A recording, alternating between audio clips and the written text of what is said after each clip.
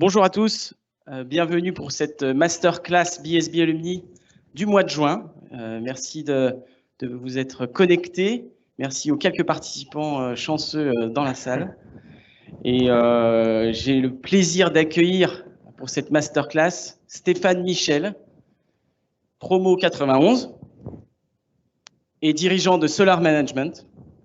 Et il va nous faire part de son livre Tout ce que j'ai appris en management et appliqué avec mes enfants. Donc c'est un titre choc, une conférence choc qui mêle management et éducation. Stéphane, the stage is for you. Thank you very much. It's in French. It wasn't supposed to be in English, but anyway, I can try my best. J'ai perdu les slides par contre. Oui, ça va certainement revenir. Les slides vont revenir. Bien, bonjour. C'est extrêmement étrange en fait parce que j'ai 5 personnes en face de moi et quelques dizaines d'autres là-haut. C'est pas un format très habituel pour moi, je vous le cache pas. Habituellement, il y a plutôt des gens devant. Donc c'est assez étrange. C'est un sacré ascenseur émotionnel pour moi cette intervention aujourd'hui ici à l'école puisque je l'ai quitté il y a 30 ans. La dernière fois que j'ai mis les pieds sur cet espace, c'était pour jouer le une ordure. Donc, ce ne sera pas totalement la même prestation aujourd'hui, mais voilà, c'est plein de souvenirs, que des très très beaux souvenirs ici à l'école. Voilà, et puis venir parler d'un ouvrage qu'on a écrit. Vous imaginez bien qu'un ouvrage, c'est un peu comme un bébé, donc venir parler de son bébé, de partager autour, c'est aussi un moment émouvant. Donc voilà, il y a plein de choses qui se passent là à l'intérieur de moi, à l'instant présent. 2-3 mots de l'ouvrage et puis de mon parcours. Moi, j'ai commencé par faire ce métier de la formation et du conseil en management il y a à peu près 28 ans. Grâce d'ailleurs à quelqu'un que je salue, je ne sais pas si elle est en ligne, mais de ma promo qui s'appelle Emmanuel Piquet, à qui je dois beaucoup. Et c'est Emmanuel qui m'a fait rentrer dans ce cabinet-là, comme quoi les cooptations entre diplômés, ça peut être efficace. Je l'ai placé, hein, on avait dit qu'il fallait que je fasse ça. Non, plus sérieusement, je suis rentré dans la formation management à 25 ans. Normalement, pour faire de la formation au management, il faut soit plus de cheveux, soit des cheveux gris. Donc, à l'époque, je ne remplissais pas les critères. Aujourd'hui, c'est bon, je suis légitime. Et donc, j'ai démarré par ça, par faire ce métier-là, sans rien comprendre à ce que je racontais. C'est mes participants qui m'ont appris ce qu'était le management. Mais comme je racontais des blagues, ils m'ont gardé. Et j'ai démarré par ça. Après, je me suis fait mon expérience sur le terrain. Mais j'ai démarré par ça. Et dans ce cabinet, il y avait une exigence qui était posée en termes de pédagogie, c'est qu'on devait, à chaque fois qu'on parlait d'un sujet, avoir 3 exemples pour l'étayer. Un exemple dans le monde de l'entreprise, évidemment, parce qu'on était là pour ça, et puis pour aider les gens à mieux comprendre ce qu'on racontait, un exemple dans le management sportif et un exemple dans l'éducation des enfants. Et donc, pareil, je parlais aussi d'éducation des enfants sans en avoir, donc tout était parfait, je parlais que de trucs que je ne connaissais absolument pas. Et je me suis rendu compte d'un truc au fil des années, c'est que les participants appliquaient souvent d'abord ce que je leur donnais avec leurs enfants et ensuite dans leurs univers professionnels avec leurs collaborateurs. Et ils me disaient, quand je les revoyais à un module N et N plus 1, qu'est-ce que tu as appliqué depuis la dernière fois? Ah ben ça m'a vachement servi avec mon fils, ah ben j'applique ça avec ma fille, ça va vachement mieux. Voilà. Et puis après, ils appliquaient ça aussi dans leur entreprise, heureusement, sinon ça n'aurait pas fonctionné très longtemps, mon histoire. Et j'ai compris il n'y a pas tellement longtemps pourquoi, en fait, le champ d'expérimentation était d'abord la famille. C'est que finalement, moi, je parle de choses qui sont de l'ordre de la relation, où il faut essayer de bien dire les choses aux gens, de bien leur parler, d'être positif avec eux. Et donc, ça nécessite de faire quelques efforts relationnels. Et faire des efforts relationnels, c'est beaucoup plus facile avec des gens qu'on aime, plutôt qu'avec des gens qu'on n'aime pas. Voilà, si je vous demande de faire des efforts relationnels avec des gens que vous ne supportez pas, ça va vous demander plus d'efforts qu'avec des gens qui, a priori, dans la tête vous revient. Et donc, les gens qu'on aime, les enfants en font largement partie. Parfois, les gens ici aussi avec leurs conjoints, parce que parfois aussi on l'aime, ça peut arriver. Et puis parfois ensuite avec leurs collaborateurs dans l'entreprise. Et donc, ça m'a donné l'idée d'écrire ce livre pour étendre ces apports qui servaient à beaucoup de monde, à encore plus de personnes. Et ce livre est finalement l'histoire de tous ces participants que j'ai eus. Alors, j'en ai eu depuis 28 ans environ 40 000 en stage, mais de tous ces participants qui ont eu l'audace d'appliquer ce que je racontais dans leur famille, et c'est eux vraiment les héros du bouquin, et le titre qui est tout ce que j'ai appris en management et appliqué avec mes enfants. Le jeu, c'est pas moi, en l'occurrence, c'est eux. Moi, je ne suis que l'animateur. J'ai été élevé dans un cabinet où on nous répétait en permanence, n'oubliez pas que vous êtes ceux qui disent et eux, ce sont ceux qui font. Et c'est beaucoup plus facile de dire que de faire. Donc, j'ai beaucoup de respect pour toutes ces personnes que j'ai croisées depuis depuis tant d'années, qui ont eu le courage, l'audace d'appliquer tout ça avec leurs enfants et puis ensuite, évidemment, avec leurs collaborateurs. Alors, pour faire cette intervention, je me suis un peu creusé la tête parce que je me suis dit, bon, classiquement, on va prendre le livre, on va prendre les chapitres les uns derrière les autres. Alors, chapitre 1, ça parle de ça, voilà. Puis je me suis dit, c'est pas terrible parce que d'abord, un, ça spoil le bouquin, et puis deux, vous l'achèterez pas si je vous raconte ce qu'il y a dedans. Alors, c'est pas une histoire financière, hein, parce qu'en l'occurrence, moi, j'en touche absolument rien. La part de mes revenus va à une association qui s'appelle Enfance et Partage, que d'ailleurs j'avais connue à l'époque de l'école dans la sauce dans laquelle je bossais, qui était présidée par Claire Hiverna aujourd'hui, qui s'appelait pas Hiverna à l'époque. Et donc ma part de gain va à Enfance et Partage, donc c'est pas histoire de le vendre, mais c'est juste histoire que ce soit agréable pour vous de le lire. Et donc je me suis dit comment je pourrais faire pour aborder ce qu'il y a dedans avec un angle un peu différent. Et l'idée m'a été proposée par plusieurs personnes sur les réseaux sociaux qui m'ont écrit des commentaires sur certains posts.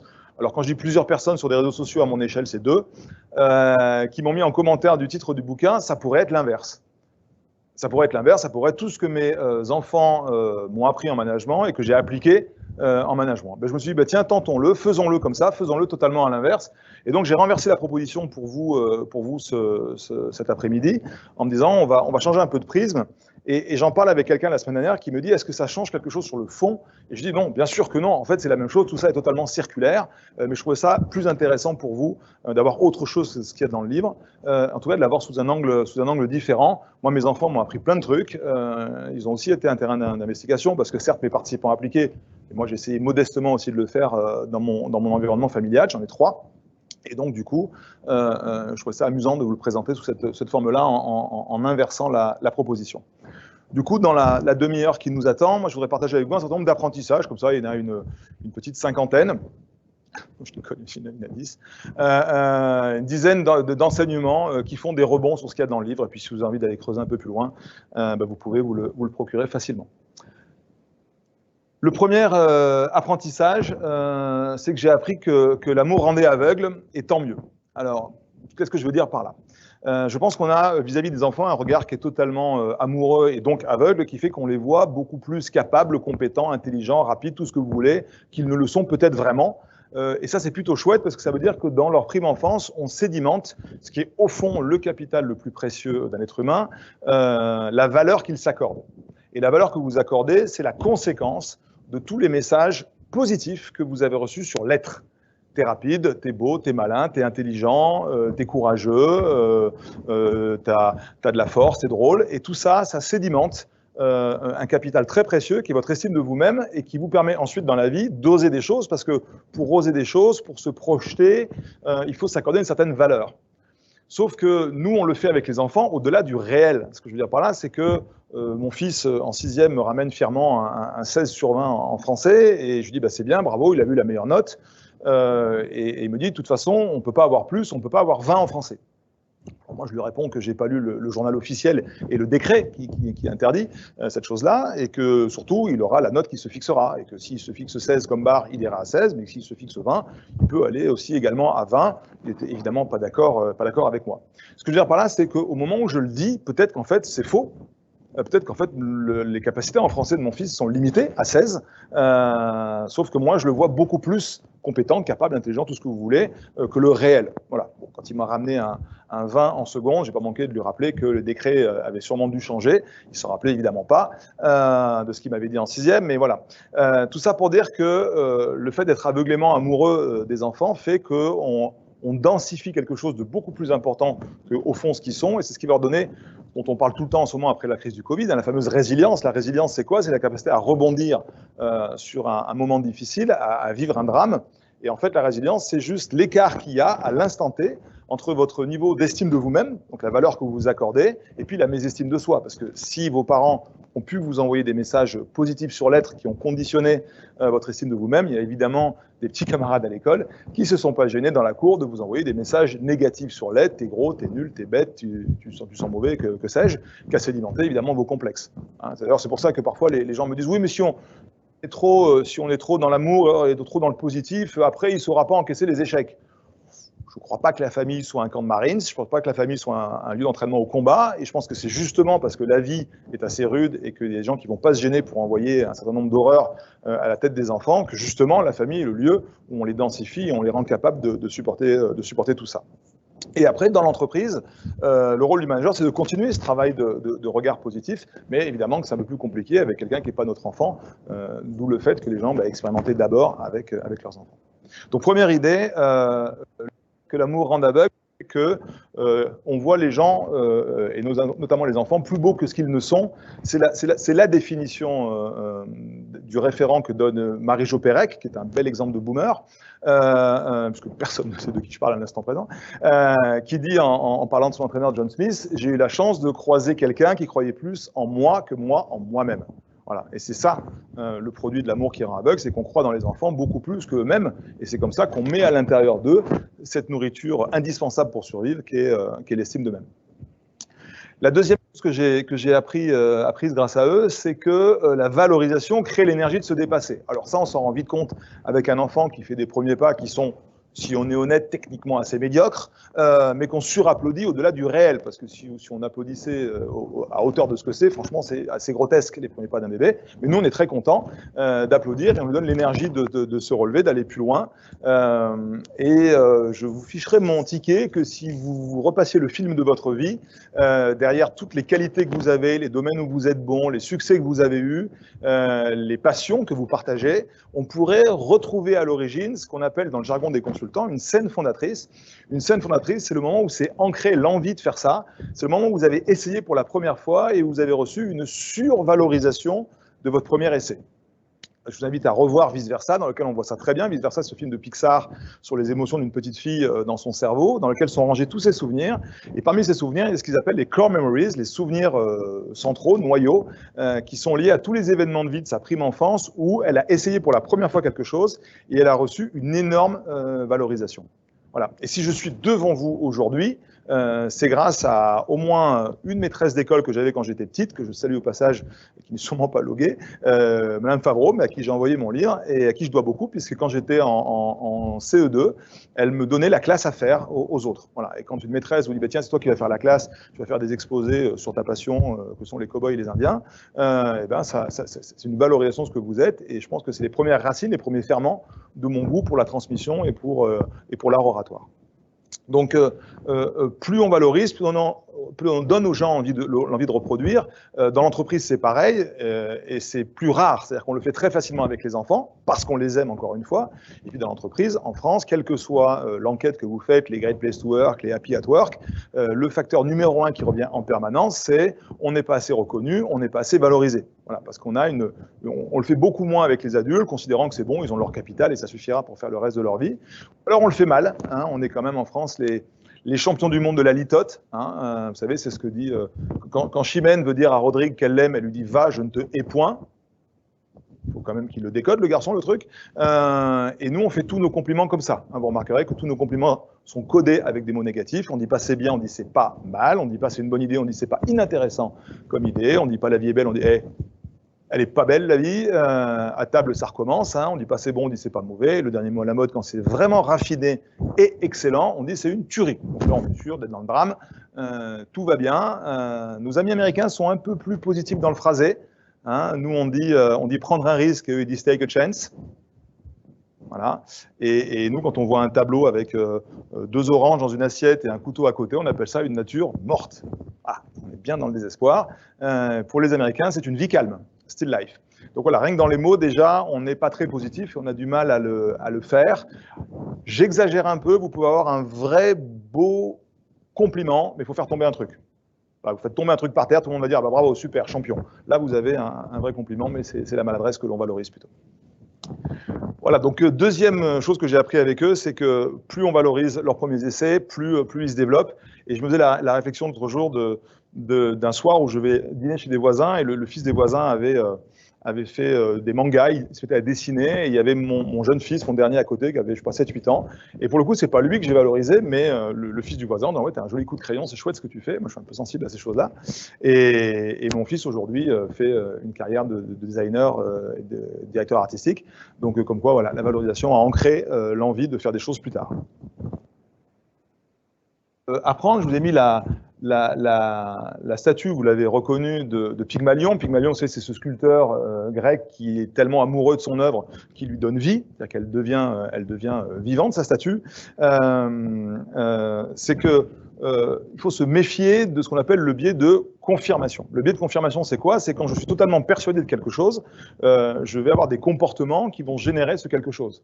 Voilà, c'est pour ça que quand vous avez une élève qui a un enfant dans le pif, eh ben, ça dure toute l'année comme ça. C'est pour ça parfois qu'il y a des comparaisons qui sont douloureuses. Hein. Quand une maîtresse d'école récupère des enfants et qu'elle vous dit ah, vous êtes le frère d'un tel, attention la barre est haute, ou à l'inverse, vous êtes la sœur d'un tel, ben, j'espère que vous au moins vous serez sage, pas comme votre frère. Il y a déjà des regards comme ça qui sont faussés. Et le regard préexiste au management. C'est en fonction du regard qu'on pose sur les choses que l'on peut les faire advenir.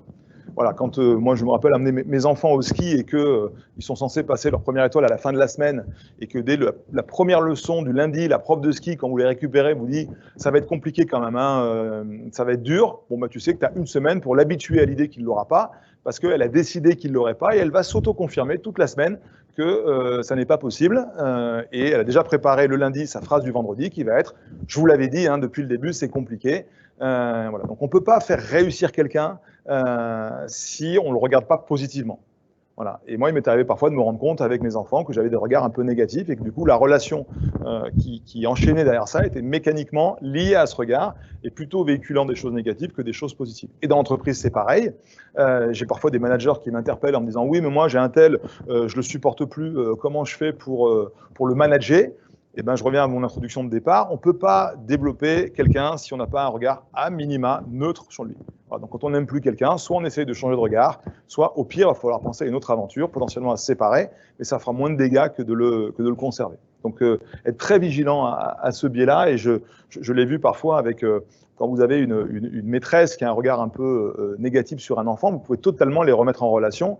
Vous allez la voir à la fin de l'école pour discuter avec elle, parce qu'il n'y a pas grand monde qui discute avec elle. Moi, j'ai fait aussi partie de ces papas qui passent récupérer rapidement leurs enfants et qui disent à peine bonjour. Mais si un soir, on y prête un peu d'attention, que vous l'écoutez sur son métier, et puis elle vous parle de votre enfant, de ce qui va, mais aussi de ce qui l'agace, et que vous le dites à la fin, en tout cas, votre cours sur les Romains, il a adoré, il est Astérix, et il me rabat les oreilles avec la visite sur le plateau de Vercingétorix là-haut, et ben, elle dit tiens, mon cours a marché avec lui, elle l'aime déjà un petit peu plus. Donc mécaniquement, la relation qu'elle aura avec lui dans les jours qui viennent sera plus positive. Et puis que vous rentrez à la maison, vous dites à l'enfant, écoute, moi j'ai discuté avec ta maîtresse, c'est pas la peine de parler des choses négatives, ça sert strictement à rien. Par contre, elle trouve que ton intervention là-dessus, alors évidemment sur du vrai, sinon ça marche pas, c'est du mensonge.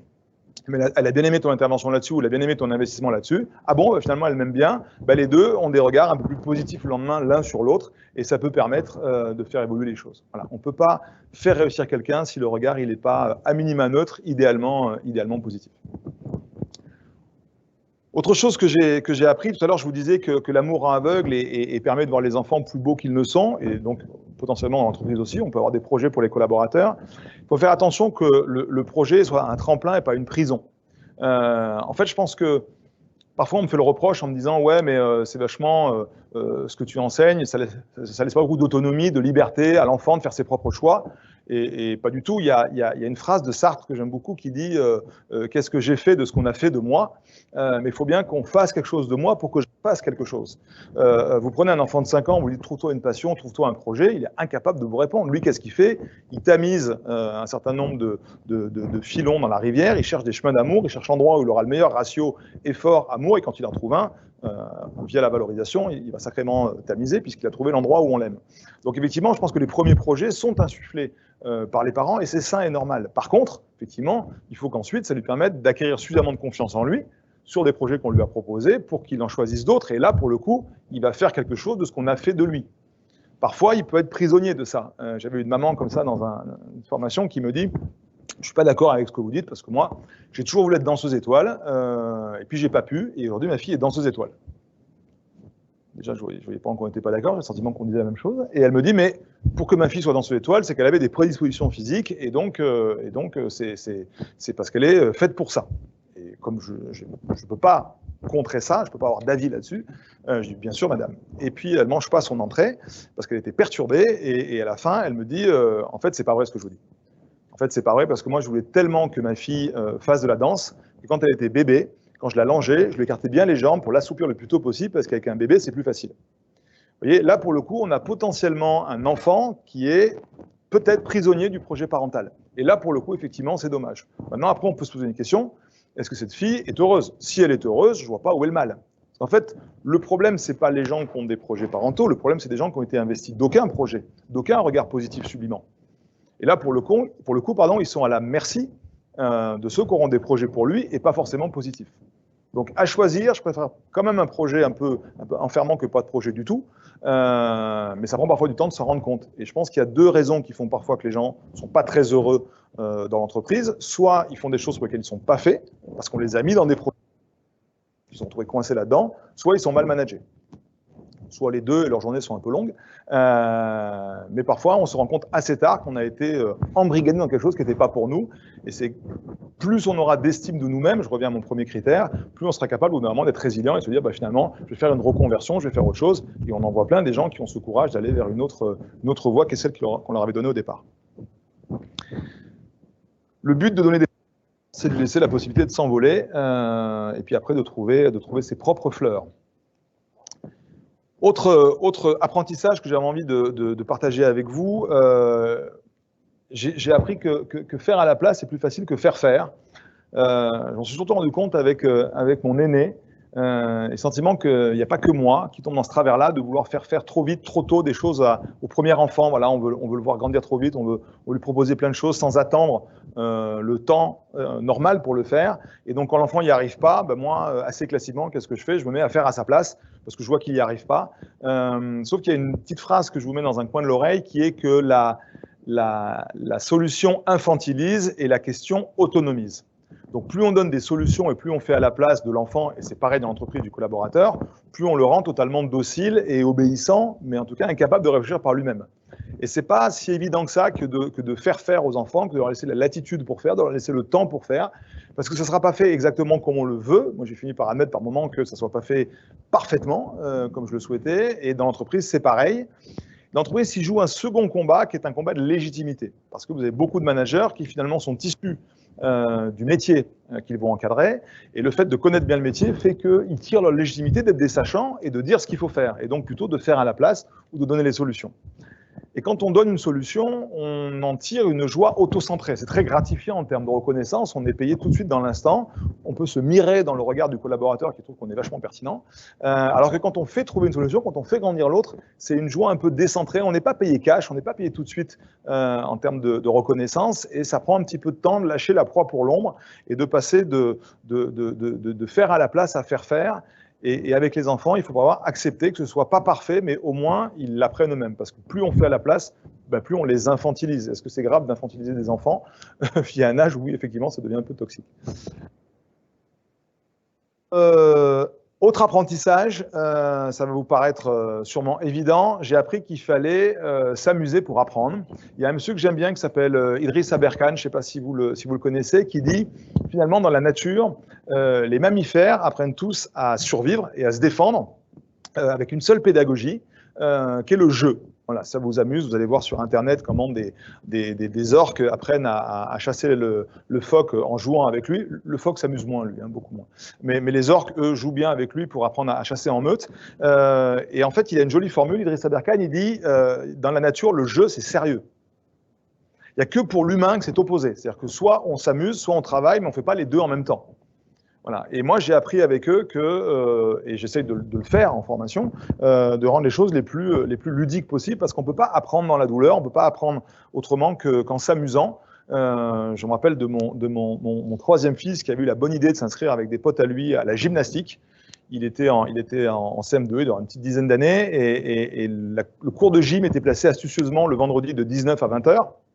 Donc, quand vous lâchez des gamins de 10 ans sur des tatamis et trampolines un vendredi à 19h, vous pouvez imaginer ce qui se passe. Il y en avait quelques-uns qui faisaient bien leurs exercices, qui avaient le beau juste au corps. Je pense que c'était les enfants du blond, vous savez, dans le sketch de Gad Elmaleh, là. Donc, eux, on sent bien qu'ils y jouaient un projet parental. Donc, c'était important pour eux de faire de la gym. Le mien s'en foutait totalement, et ses potes aussi. Et donc, ils n'arrêtaient pas de se faire sermonner. Et puis, un jour, le jeune prof de gym, qui a 24-25 ans, un garçon adorable par ailleurs, m'appelle et me dit « Venez les chercher, j'en peux plus ». Et donc, je vais les chercher. Et cet adorable garçon me dit « Ouais, vous comprenez, ils ne veulent pas travailler ». Oui, ça, je le comprends, oui. À 10 ans, un vendredi à 19h, j'arrive à peu près à le comprendre, parce que moi, j'ai déjà arrêté il y a 1 heure, donc voilà. Ils ne veulent pas travailler. C'est-à-dire que lui, la vision qu'il a de son job, c'est de les faire travailler. Parce que les pédagogies de la gym, elles n'ont pas bougé depuis ce qui a été inventé en Russie en 1930. Donc forcément, aujourd'hui, c'est pas forcément adapté et c'est pas très ludique en fait quand vous regardez ce qui se passe.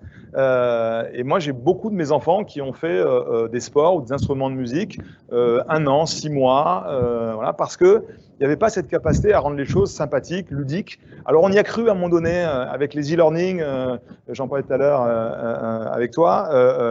Moi, mon fils me disait dans son école de commerce, ils nous ont mis des e-learning en amont des cours en pensant que parce qu'il y avait un ordi et un clavier, ça serait dans notre monde et ça serait sympa. Sauf que ces e-learning, ils sont vraiment pas rigolos à faire et donc on les fait pas. Et finalement, les cours où on va, c'est quand les profs sont passionnants, les points barres, quoi. Et c'est pas parce que il y a un e-learning que ça va forcément nous attirer. Donc mettre de la pédagogie, mettre du fun, mettre du jeu, c'est pas facile. Et en même temps, aujourd'hui, ça s'est vachement démocratisé. Enfin, vous êtes sûrement familier avec des applis comme Klaxoon ou avec tout un tas d'icebreakers qu'on peut trouver sur Internet. Il y a 1001 façons aujourd'hui, ou Kahoot, voilà, de mettre du quiz, de mettre du fun dans les apprentissages pour rendre ça un petit peu plus sympa et un petit peu plus rigolo. Parce que plus c'est rigolo, mine de rien, plus on mémorise et plus on apprend. Autre apprentissage, j'ai appris qu'il y avait plusieurs façons d'apprendre. Alors ça peut vous paraître un peu bizarre de dire ça comme ça, mais moi quand j'étais plus jeune, enfin je tiens à préciser que je suis quand même né après l'extinction du T-Rex, hein, quand j'étais plus jeune, pour moi on faisait une chose à la fois, quoi. Et il fallait être concentré sur ce qu'on fait. Et j'aurais toujours cette vision de ma fille qui avait, je sais pas, 10 ans, 11 ans, qui était devant la télévision, sur son ordi portable, avec le téléphone fixe comme ça calé au coin de l'oreille et son téléphone portable à la main. C'est-à-dire 4 médias en même temps. Et évidemment que ma première réaction de boomer, c'est on est concentré sur une chose à la fois. Voilà. Aujourd'hui, je vous assure, et s'il y avait du monde dans la salle, je vous ferais lever la main, mais je ne suis pas sûr qu'on soit tous, quand on regarde la télé, que sur la télé. En tout cas, moi, je ne sais plus faire que regarder la télé. Je suis tout le temps sur mon iPad ou sur mon téléphone en même temps. Et je pense que cette jeune génération, elle a appris. Alors, il y a des tas de gens beaucoup plus calés sur le sujet qui m'expliqueraient que le cerveau est détourné dans son attention, tout ça.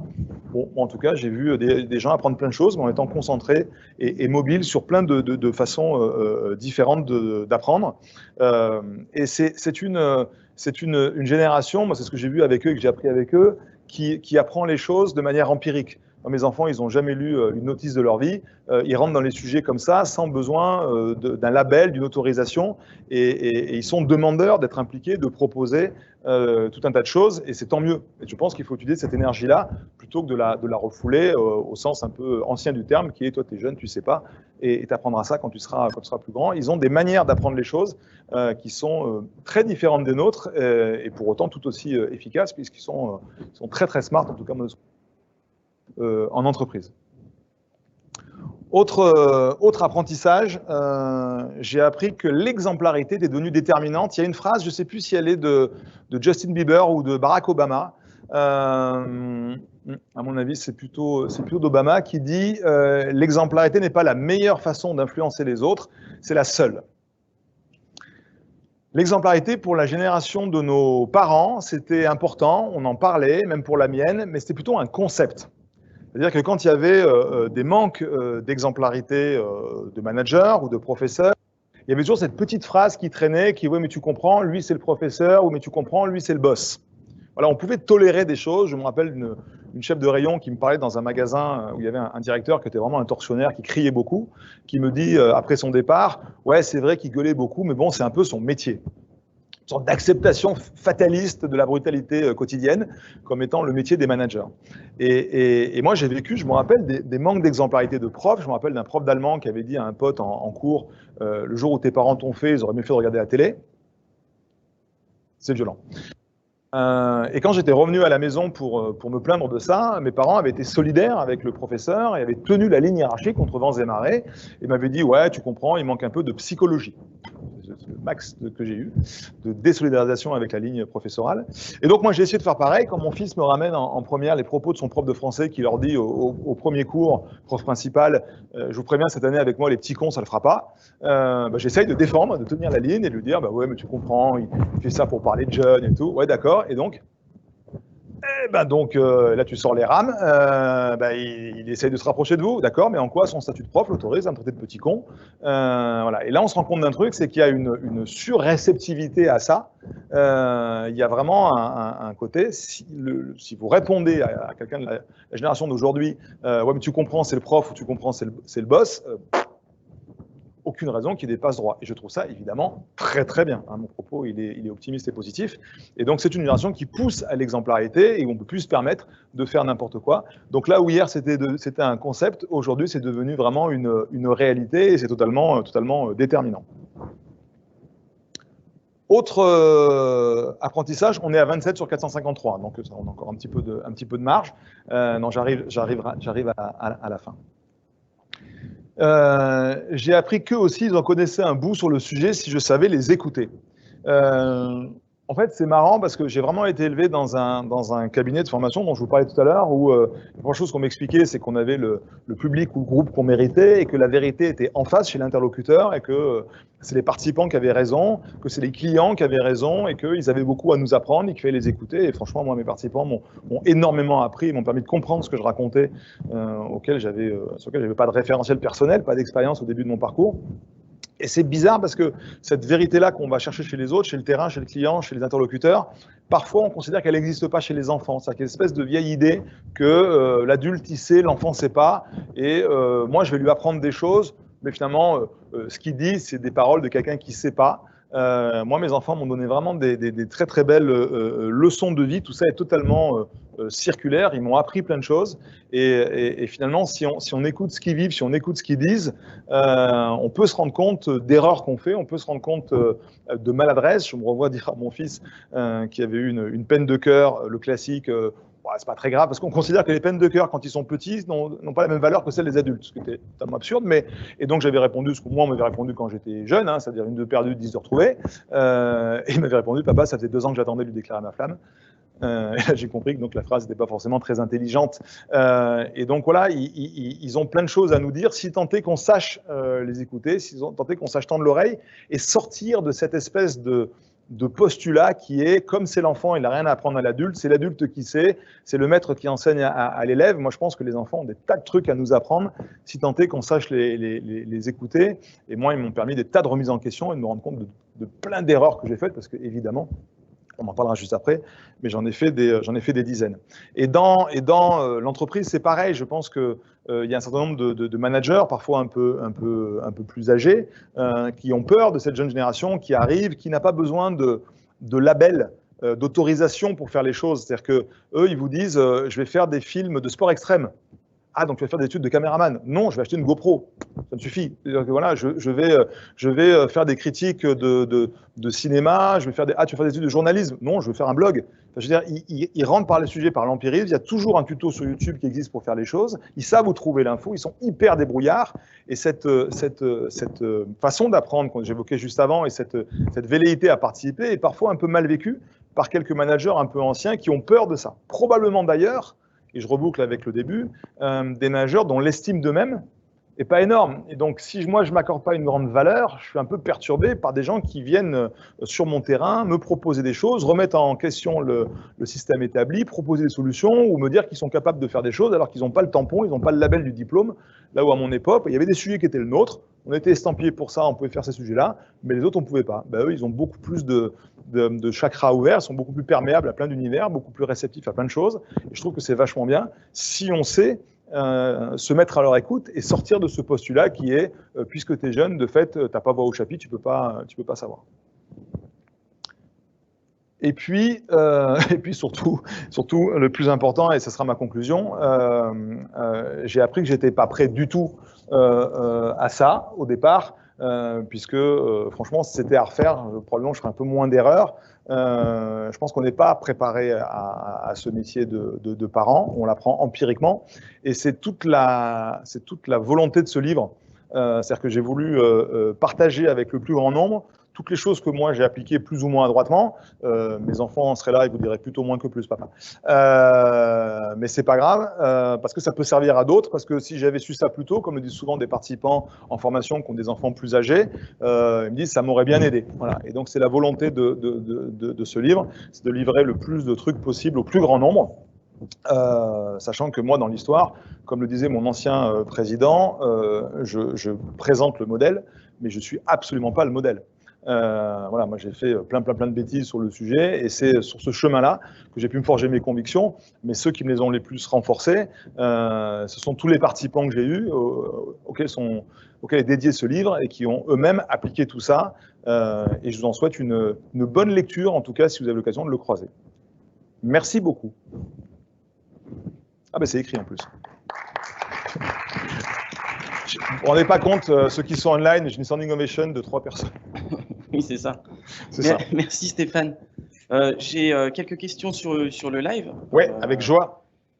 C'est ce que je préfère, les questions. On va faire 10-15 minutes, et puis pareil dans la salle, si d'autres, n'hésitez pas. Quid du harcèlement moral au travail quand le manager tombe dans une attitude de harcèlement moral? Possible de faire changer la donne et faire changer le regard du manager sur la ressource? Comment permettre à la ressource d'ouvrir le regard sur la situation? Ouais, vous avez 2 heures. Ça, c'est quelqu'un qui est gentil avec moi. Ouais. Mon Dieu. C'est une excellente question qu'on me pose souvent, d'ailleurs, en stage. Donc là, on parle du collaborateur qui aimerait que ça change vis-à-vis de son manager. C'est ça? Ok. Alors, en fait, il y a une phrase qui dit qui pose comme préalable à son propre changement le changement de l'autre me dit qu'il ne veut pas changer. Je vous le refais doucement parce qu'il est quand même 13h30. Qui pose comme préalable à son propre changement le changement de l'autre me dit qu'il ne veut pas changer. Il y a des gens qui disent il n'a qu'à faire des efforts, puis quand il aura fait des efforts, moi j'en ferai. Et là, c'est pas ce que la question dit. La question dit comment je fais. En fait, en gros, pour faire évoluer quand la relation elle est toxique. En tout cas, elle est jugée comme désagréable, à défaut d'être toxique. Je pense que c'est idéalement au manager de faire le premier pas, de changer de regard, sauf qu'il n'en est peut-être même pas conscient ou il n'a pas envie. Donc du coup, moi j'ai 2 possibilités en tant que collaborateur. C'est soit j'essaye d'avoir prise sur cette relation, soit je m'en vais. Il n'y a pas 12 000 possibilités. Si j'ai pas envie de partir ou je peux pas partir, parce que je me rends bien compte que c'est super facile ici de dire, bah, il n'y a qu'à partir, qu'est-ce que je peux faire? Je peux essayer d'avoir une... Alors, c'est pour ça que ça mériterait plus de développement. Le risque d'une réponse rapide, ça peut paraître solution magique, mais je le tente. Il faudrait que j'ai vis-à-vis de lui pendant, on va dire, une durée suffisante d'1 mois, ordre de grandeur, une stratégie d'énergie vis-à-vis de lui. Ça veut dire quoi une stratégie d'énergie? Ça veut dire que si vous vous posez 2 secondes la question du collaborateur idéal pour un manager, c'est qui? Le collaborateur idéal, c'est le collaborateur qui vous tient informé de là où il en est dans ses sujets. C'est le collaborateur qui, quand il vient avec des problèmes plus un début de réflexion ou de solution. C'est le collaborateur qui est capable de vous parler aussi de choses positives et de ne pas parler que de problèmes. C'est le collaborateur qui parfois vous écoute. Parce que parfois, certains managers se disent « Moi, je suis un peu seul, on me demande vachement d'écouter mes collaborateurs, mais personne ne m'écoute. » On dit parfois que le roi est nu. C'est un collaborateur avec qui j'ai des discussions parfois off sur d'autres sujets que le travail. Et donc, imaginons que je décide pendant 1 mois vis-à-vis de ce patron supposé harceleur, parce que parfois les gens me posent des diagnostics. Aujourd'hui, il y a un nombre de pervers narcissiques incroyable en France. Je veux dire, c'est devenu, dès que quelqu'un hausse le ton, ça c'est un pervers narcissique. Et donc, imaginons que j'ai vis-à-vis de ce manager-là une stratégie d'énergie où pendant 1 mois, quand je vais le voir, je viens avec des problèmes plus des propositions de solutions, que je sache de temps en temps lui dire qu'il y a un truc qu'il a fait, une décision, une réunion que j'ai trouvé bien, que je sache l'écouter aussi lui sur des choses qu'il aurait envie de me partager, que je puisse tenter éventuellement au café d'avoir une discussion avec lui sur l'extra-pro, et puis il me manque un critère, que je le tienne au courant de là où j'en suis, plutôt qu'il aille toujours à la pêche de alors c'est fait, alors c'est fait, alors c'est fait, c'est moi qui lui renvoie l'information. Ce qui fait que je mets le costume du collaborateur idéal pendant 1 mois, et je regarde ce qui se passe. En gros, je fais d'abord moi des efforts pour faire changer. Plutôt que de dire il n'a qu'à changer. Si au bout d'1 mois, les choses se sont améliorées parce que son regard a changé, parce que je l'ai managé d'une certaine manière positivement, et du coup, voilà, end of the game, et c'est super, et on a réussi. Si au bout d'1 mois, malgré ça, la relation est toujours délicate, à ce moment-là, on peut faire un entretien que j'appelle un entretien de naïveté, où le ton, en tout cas, c'est la naïveté, pour lui dire, voilà, madame, monsieur, voilà, depuis 1 mois, j'avais le sentiment que la relation n'était pas terrible. Depuis 1 mois, j'ai fait des efforts, en tout cas, j'ai eu le sentiment, j'ai fait ça, j'ai fait ça, j'ai fait ça, sûrement pas assez, mais visiblement, ça ne change pas grand-chose. Donc, je suis très embêté parce que je vis, pas tu, parce que le tu, je vis pas très bien la relation qu'on a ensemble. En fait, je propose à quelqu'un une relation positive. En tout cas, je propose qu'on aborde le sujet. Et là, il a le choix entre deux postures, lui. La première qui est d'être collaboratif. Ah bon, je ne m'étais pas rendu compte, parlons-en, oui, peut-être, je ne sais pas. En tout cas, quelque chose qui est une discussion ouverte. Soit j'ai une réponse de type, écoutez, ne gonflez pas, je sais pas, vos états d'âme ne m'intéressent pas. Et là, pour le coup, vous avez la certitude qu'il faut vite partir. Parce que quand on propose une relation positive à quelqu'un et qu'il ne l'apprend pas, je ne suis pas médecin, mais eux poseraient un diagnostic. Merci. J'ai une question de Maude et qui rejoint une question que j'avais écrite. Super intervention, merci beaucoup. Comment conseillez-vous de gérer une équipe composée de la génération Z et de la plus ancienne génération? Moi, j'avais écrit comment faire cohabiter des cultures différentes de différentes époques au même endroit pour le même objectif, avec notamment cette culture woke, ce mouvement qui est forcément très important. Et comment faire cohabiter ces cultures et arriver pour que ça marche. Qu'est-ce que fout la cuisine au wok là-dedans? Alors, la cuisine au wok est là-dedans, puisque finalement, quand on regarde, il y a des choses qui sont plus acceptées aujourd'hui, qui étaient acceptées il y a 30 ans, et ces personnes-là, aujourd'hui, travaillent ensemble, vivent ensemble. En fait, je vais vous faire une confidence. Ça fait 28 ans que je parle de management, et ça fait 28 ans que je raconte exactement la même chose. Je forme aujourd'hui beaucoup en start-up. J'étais hier dans une entreprise, tous les participants ont l'âge de mon fils aîné. Ils ont entre 27, 25, allez, un peu plus, 28, 30. Voilà. Et je leur parle de management avec la même chose que j'enseignais il y a 28 ans. Et j'attends fébrilement qu'il y en ait un qui me dise « Écoute, boomer, t'es gentil, mais tout ça, c'est ta génération, nous, c'est pas ça. » Et il n'y en a aucun qui me dit ça. Parce qu'en fait, croire que le management a changé est totalement un fantasme. Si vous écoutez les attentes de la génération, que vous l'appeliez Y, Z, ce que vous voulez, ils veulent quoi? Ils veulent continuer l'aventure qu'ils ont vécue chez eux. C'est une génération à qui on a expliqué le pourquoi des choses. Là où sur les X, on leur a répondu tu comprendras quand tu seras grand. C'est une génération qui a été valorisée. Là où vos parents avaient reçu, vous avez reçu 100 fois plus de compliments que vos parents, c'est facile, ils en avaient reçu 0, et vos enfants en ont reçu 1000 fois plus que vous. Pourquoi? Parce que Dolto est passé par là, le bébé est une personne, et on s'est mis à valoriser les enfants, puis il y a plein d'autres personnes qui l'ont dit. Donc, ils veulent que ça continue dans l'entreprise, c'est-à-dire qu'ils veulent qu'on continue de leur expliquer le pourquoi qu'on leur expliquait déjà à la maison. À la maison, on leur a demandé leur avis, on les a consultés sur tout. Cet été, on fait quoi? Tunisie, Maroc, qu'est-ce que tu en penses? On les a impliqués dans la vie de la famille, là où avant, moi, en colonie de vacances, on m'a moyennement demandé mon avis. Donc, on les a impliqués dans la vie de la famille. Tu vois, on pense divorcer, qu'est-ce que tu en penses? Non, ça ne faut pas faire ça. Et donc, ils veulent continuer ça dans l'entreprise. Donc, ils attendent quoi? Du sens, de la valorisation, de l'équité et de l'exemplarité, j'en parlais tout à l'heure, et qu'on les implique. Putain, c'est vachement exotique, hein. C'est exactement les mêmes attentes que leurs aînés. La seule différence, c'est que la génération des X de vos parents, ou la nôtre, si le management était mauvais, pas de qualité, qu'est-ce qui se passe? Les gens, ils restent et ils continuent de bosser. Pourquoi? Parce qu'ils ont un moteur auxiliaire qui se déclenche, qui est la souffrance et le devoir. Donc vous avez autour de vous des tas de personnes mal managées, à qui on a envie de dire, mais pourquoi tu restes? Ben, je reste parce que c'est le boulot, c'est un peu normal. Comme la chef de rayon tout à l'heure qui disait, il gueulait beaucoup, mais en même temps, c'est son job. Donc une acceptation de mauvais management comme étant un peu la norme. La jeune génération, si vous les managez mal, c'est pas compliqué, ils sont bons. Donc c'est pas que le management a changé, c'est qu'il devient indispensable à faire. Mais les attentes sont les mêmes. Tout le monde veut la même chose. Il n'y a rien de nouveau sous le soleil. Tout le monde veut que les choses aient du sens, comprendre le pourquoi des choses. Et si ce sens, en plus, est lyrique, c'est encore mieux. Tout le monde veut être impliqué, participer, donner son avis et construire, co-construire. Donc le management directif d'hier, faut voir d'où on vient. Les premiers encadrants dans les usines au 19e, on les a piqués dans l'armée. C'est l'endroit où on savait commander. Donc originellement, le management d'entreprise, il est descendant et directif. Il se soigne depuis que l'entreprise existe, mais il vient de cette tradition-là. Donc ils veulent du participatif, ils veulent de la valorisation, parce qu'ils en ont eu à la maison et qu'il n'y a pas de raison qui renoncent à cet acquis-là, qui est quand même très agréable. Et puis ils veulent de l'éthique, ils veulent de la morale, ils sont très sensibles à ça, ils veulent de l'exemplarité. Donc pour moi, les attentes n'ont pas changé, c'est juste que hier, si on ne le faisait pas, ce n'était pas si grave. Aujourd'hui, si on ne le fait pas, on a du turnover. Donc moi, j'adore cette génération parce qu'ils obligent les managers à appliquer ce que je raconte depuis toujours, qu'avant, si on ne l'appliquait pas, ben finalement, ça tournait un peu quand même. Alors dans la souffrance, dans la douleur, mais le truc, il tournait, quoi.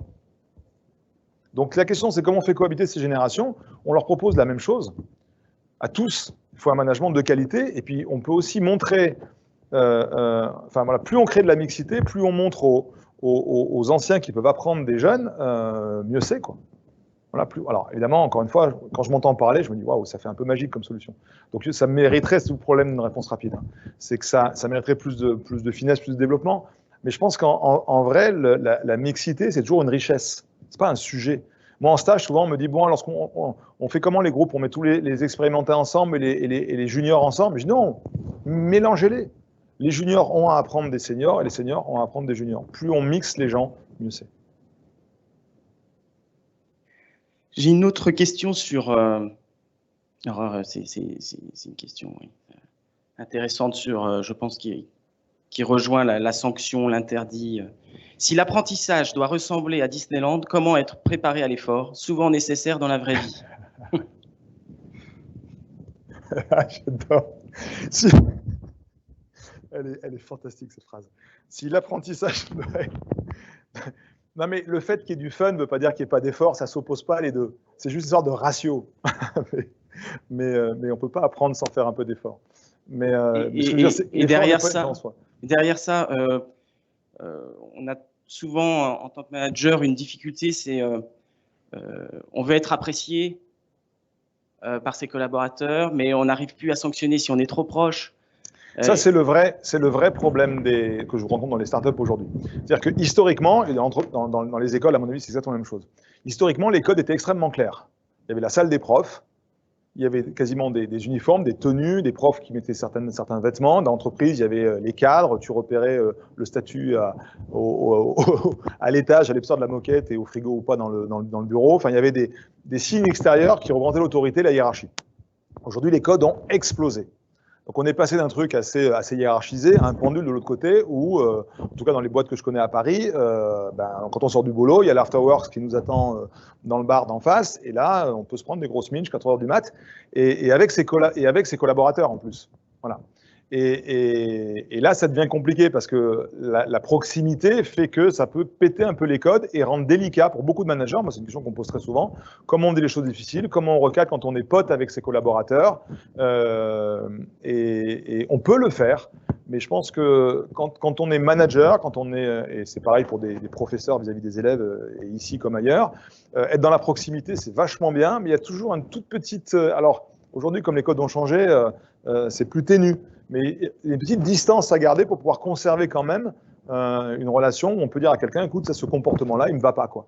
Et quand on est très très pote avec son équipe, et moi je suis ravi qu'il y ait de la proximité, je ne suis pas en train de dire qu'il faut revenir à l'inverse, j'espère que je suis bien perçu, mais ça complique les choses, la proximité, ça complique ça complique les recadrages, ça complique l'annonce des mauvaises nouvelles, voilà, et donc il y a des façons de faire, il y a des façons de réguler ça et de garder toujours un tout petit peu de distance avec son équipe. Moi, je connais une entreprise où avant, les patrons allaient comme ça à des soirées avec leurs collaborateurs, du temps où ils n'étaient pas très nombreux. Aujourd'hui, ils sont beaucoup, beaucoup grossis. Bon, quand ils vont en soirée, ils y restent 1 heure, ils ne consomment pas d'alcool et ils gardent comme ça une certaine distance. Ça ne veut pas dire qu'ils ne sont pas proches, ils sont très accessibles, ils peuvent discuter avec tout le monde, mais ça évite quelques débordements quand même.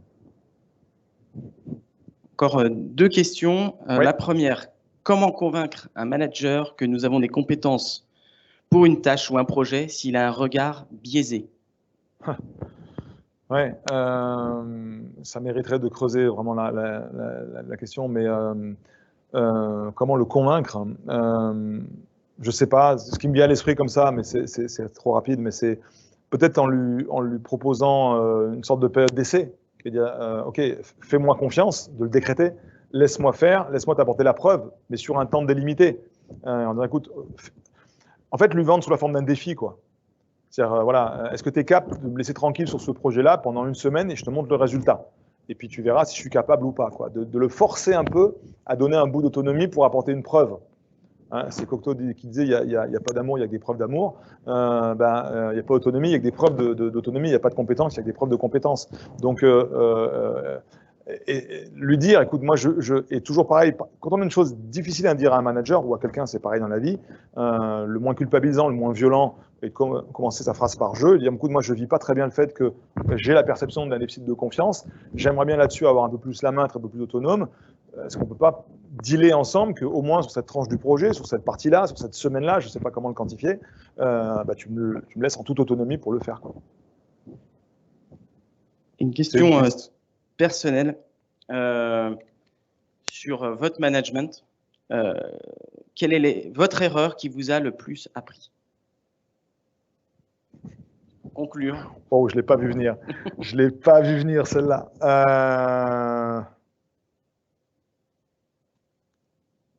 L'erreur qui m'a le plus appris. Moi, j'étais salarié que 10 ans.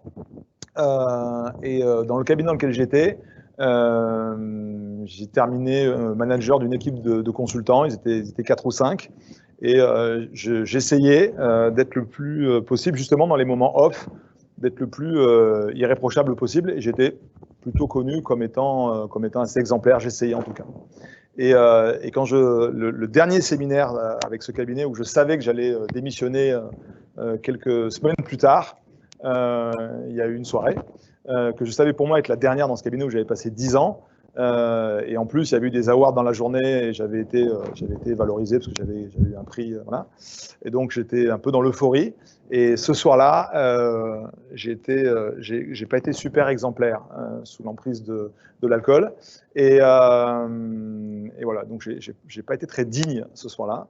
Et ce qui est terrible, c'est que j'ai compris le lendemain et dans les jours qui viennent, les collaborateurs ne savaient pas que je partais à ce moment-là. Je suis parti 3 mois plus tard. Mais j'ai compris dans leur regard, en discutant avec eux, que ça les avait profondément déçus. Et je m'en suis atrocement voulu parce que je pensais que j'avais un joker. Et j'ai compris que quand on est manager, on n'en a pas tant que ça, en fait. C'est le côté un peu le roi est nu, quoi. Hein. C'est que voilà, il faut tenir le manche, il faut tenir la barre, il faut être au rendez-vous et qu'il faut essayer d'être exemplaire le plus souvent possible, voire toujours. Voilà. Et que, alors exemplaire, c'est pas infaillible sur le métier, mais par contre en termes de comportement, quand vous avez créé une certaine image, quand vous avez un certain crédit auprès des gens, il n'y a pas de joker, il faut pas l'abîmer bêtement pour un verre de trop. Ça m'avait fait mal de m'être dit putain, t'aurais pas dû. T'as cru, mais t'aurais pas dû. C'est un de vos slides d'ailleurs, l'exemplarité. C'est pour ça que je disais alors que moi je présentais le modèle, mais que j'étais pas le modèle. Merci Stéphane. En termes de verre de trop, j'espère que vous allez accepter un petit verre pour fêter cette belle présentation. Avec plaisir, avec grand plaisir. Je remercie tous nos viewers qui étaient connectés. Merci aux gens, au staff BSB d'être là. Ça fait plaisir de voir des alumni autant investis. Merci aux vraies personnes de la vraie vie. C'est ça. Merci à tous. On revient en septembre pour une prochaine masterclass qui sera, je l'espère, tout autant passionnante et avec cet humour. Ça fait toujours très, très, très, très plaisir. Merci à tous. À très bientôt.